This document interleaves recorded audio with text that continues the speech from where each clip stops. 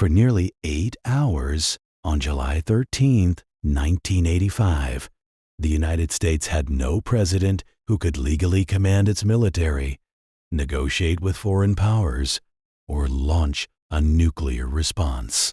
Not because of an assassination attempt, not a coup, because inside a small hospital room in Bethesda, Maryland, the most powerful man on earth quietly signed away his own authority and then refused, for days afterward, to let the country hear the one word that explained why.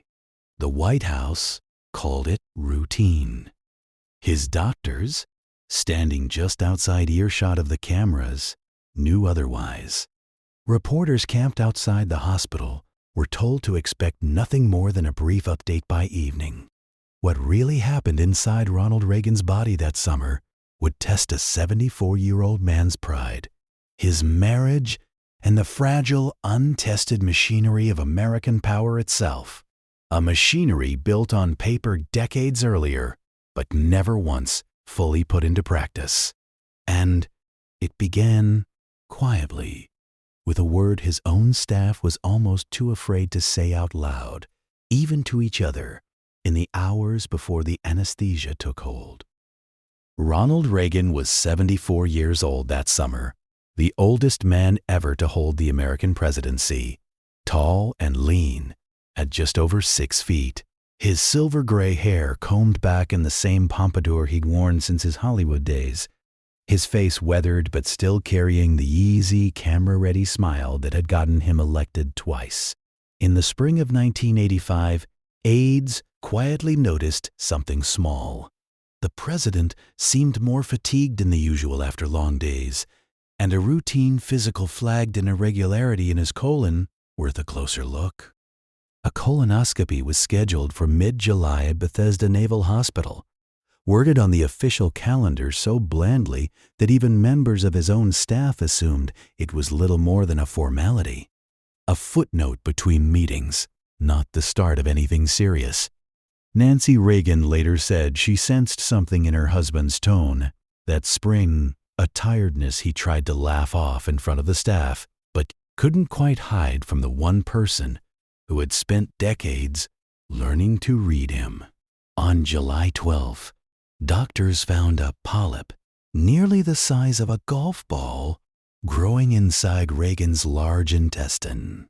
It needed to come out, and it needed to come out fast. Surgery was recommended within 24 hours. Nancy Reagan, seated beside her husband's hospital bed, still dressed for what was supposed to be a routine appointment, later admitted the news had frightened her more than she ever let on to the reporters gathered outside. Reagan characteristically tried to lighten the mood, joking with his doctors about missing a ride at his California ranch. But underneath the practiced calm, a harder question was settling into the room, one that had nothing to do with his health at all. What happens to the United States government while its president is unconscious on an operating table, unable to speak, unable to command, unable even to be legally reached for a decision, in a world where a crisis could unfold on the other side of the planet within minutes? The Constitution technically had an answer, but it was one no American president had ever fully used. The 25th Amendment allowed a sitting president to temporarily hand power to the vice president before a medical procedure. Reagan's own lawyers urged him to invoke it formally, in writing, exactly as the amendment described. Reagan resisted the wording. He worried that fully citing the amendment might set a precedent future presidents could be pressured into using under murkier, more political circumstances. Instead, at 10:32 that morning, just before anesthesia took hold, he signed a carefully worded letter to Congress that stopped just short of formally invoking the amendment, but handed control to Vice President George H.W. Bush anyway. It was the closest any president in American history had come to putting his own mortality in writing. He handed the letter to an aide, was wheeled toward the operating room, and for the first time since taking office, Ronald Reagan was, by his own signature, no longer in charge of anything at all. For nearly 3 hours, a team of Navy surgeons worked to remove 2 feet of Reagan's large intestine, while machines tracked the vital signs of a man who, for that stretch of time, was not legally the President of the United States. Down the hall, Nancy Reagan waited in a small private room, refusing every offer to leave the hospital floor. Vice President Bush, informed almost immediately of the transfer, made a deliberate choice not to sit behind the president's desk or occupy the Oval Office during those hours, a quiet, calculated gesture meant to avoid even the appearance of a man eager to take over. Across Washington, cabinet members and military commanders operated inside a strange limbo, fully aware that, on paper, the nation's commander-in-chief was now George Bush, and equally certain that everyone in that building expected Reagan back behind his desk by evening. The surgery succeeded, but when Reagan woke, groggy and still in pain, his doctors delivered news that changed the entire shape of the story. The polyp they'd removed was cancerous. It was adenocarcinoma, a serious and potentially aggressive form of colon cancer, caught by a combination of luck and an alert physician before it had visibly spread to nearby organs. For a sitting president already carrying the psychological weight of being the oldest man to ever hold the office, the word cancer was never going to stay a private medical detail. It was, whether his staff wanted to admit it or not, a political liability with the power to shake public confidence in his ability to finish the job the country had elected him to do.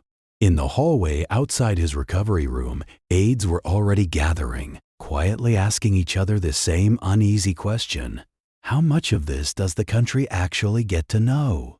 What followed was days of careful, uncomfortable language, chosen with the precision of a legal brief. White House spokesman Larry Speakes told reporters the growth removed from the president was cancerous, technically true, and technically enough to satisfy the press pool for one afternoon. But the blunt phrase, "the president has cancer," was something almost no official inside that building was willing to say out loud in the first briefings. Editors and news anchors across the country wrestled with the same tension in real time. How do you tell a nation its 74-year-old leader has cancer without triggering a wave of panic about his fitness to keep serving? Reagan himself, propped up in his hospital bed, insisted on projecting strength anyway, asking his staff to release photographs of him smiling, and walking the hospital corridors just days after surgery. Few men his age could easily survive. There was a second secret hiding just behind the first one. Weeks earlier, Reagan's doctors had also spotted a small, suspicious growth on the side of his nose. It, too, turned out to be cancerous, a basal cell carcinoma, far less dangerous than the tumor in his colon, but cancer all the same, sitting quietly on the face of the most photographed man in the country. The White House made the calculated decision to have it removed during a separate, smaller procedure, hoping the much bigger story of the colon surgery would absorb every reporter's attention before anyone thought to ask about the small bandage near his nose. For several days that August, the President of the United States was recovering from 2 separate cancer diagnoses at once, and most of the country still had no idea. It would take journalists and later biographers years to fully piece together just how much had been managed, minimized, and quietly timed for public consumption during those weeks. Reagan returned to a modified schedule within weeks, visibly determined to prove the surgery hadn't diminished either his health or his authority. He resumed full presidential duties by September and would go on to serve out the remainder of his term, including a pivotal second summit with Soviet leader Mikhail Gorbachev the following year, one that history would later credit with helping to thaw the final years of the Cold War. Doctors continued monitoring him closely for any sign of cancer recurrence for the rest of his presidency, a fact kept largely out of the daily news cycle. Publicly, the entire episode gradually became a footnote, a health scare the president had successfully survived. Privately, it had exposed something the country almost never got to witness up close: an American president confronting his own mortality in real time, while still expected to lead the most powerful nation on earth without ever appearing to falter in front of the cameras. Decades later, historians would point back to those 8 hours in July as one of the most significant and least discussed uses of presidential succession law in American history. A quiet moment when the country continued functioning almost invisibly without its elected leader fully in command. Reagan rarely spoke at length in public about how frightened he had actually been on that operating table, but those closest to him, in the years that followed, described a subtle shift, a sharper awareness of time running out, of a presidency and a legacy still unfinished, of a body that had quietly reminded him it wouldn't last forever. The man who spent an entire career projecting effortless, unshakable strength had, for 8 hours inside a Maryland hospital, been every bit as fragile as anyone else in that building, and for once, the cameras had been pointed the other way. Ronald Reagan lived nearly 2 more decades after he woke up in that Bethesda hospital room, but those close to him say he carried the memory of that July differently than the public ever fully understood. If stories like this one, the private human moments history almost let slip through the cracks, are exactly what you come here for, subscribe and tell us in the comments which forgotten chapter of an American icon's life we should uncover next.